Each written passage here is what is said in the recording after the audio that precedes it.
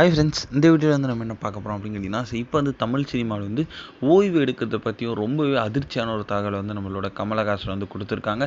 இப்போ வந்து அந்த ஒரு விஷயம் ரசிகர் மத்தியில் ரொம்ப பெருசாக பேசப்பட்டிருக்கு. ஸோ அதை பற்றி அந்த வீடியோ நம்ம டீட்டெயிலாக பேச போகிறோம். இப்போ வந்து தமிழ் சினிமா முன்னணி நடிகராக இருக்கிறதா நம்மளோட உலக நாயகன் கமலஹாசன் சார். இன்னுமே வந்து அவர் வந்து அவரோட 200 திரைப்படங்கள் மேலே நடித்தாலும் இன்னுமே வந்து அவரோட திரைப்பயணம் இன்னுமே முடிவுக்கரம் வெற்றிகரமாக ஓடிக்கிட்டு இருக்கு. இப்போ வந்து அவரோட லேட்டஸ்ட்டாக திரைப்படமான தக் லைஃப் நம்மளோட மணிரத்னத்தோட இயக்கத்தில் வருகிற ஜூன் 5ஆம் தேதி வழியாக இருக்கிறது. ஸோ இந்த திரைப்படத்தை ரிலீஸ் நெருங்க இந்த திரைப்படத்தோட ப்ரொமோஷன்ஸ் ரொம்ப அதிகரிச்சுக்கிட்டே இருக்கு. இதில் கமலஹாசன் வந்து தமிழ் சினிமா குறித்து வந்து இப்போ வந்து நிறைய விஷயங்கள் பேசியிருக்காங்க.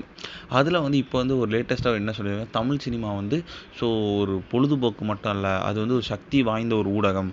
ஸோ கதைக்காலம் மூலமாக வந்து சமூகத்தில் எல்லா குறைகளையும் சரி செய்யவும் மக்களில் ஒரு விழிப்புணர்வு ஏற்படுத்தும் நான் எப்பயுமே பாடுபட்டுக்கிட்டு இருக்கேன், பாடுபடுவேன்.